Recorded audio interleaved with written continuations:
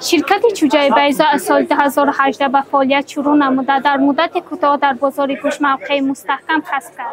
شرکت اساساً به استحصال گوشت پرنده و گوشت پرهیزی مشغول است. برتری اساسی چوجای بیضا در آن است که گوشت حلال خوش‌صفت را به مردم پیشنهاد می‌سازد. فیرمای بیضا از سال 2018 فعالیت کرده است.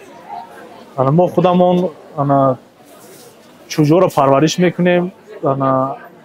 یعنی که با اتاپ از اینکوباتور کامبیکورم و تو در سطح میزوجا نگاه میکنم، یعنی که پرورش میکنم.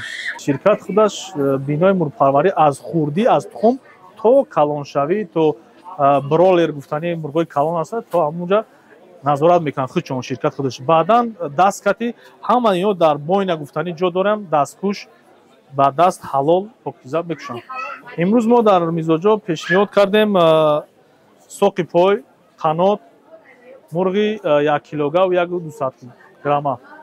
مرغ کیلوش 31.50 31 فیله 29 30 سومون بود. در طبق خیلی لانچ گفتنی چیزا.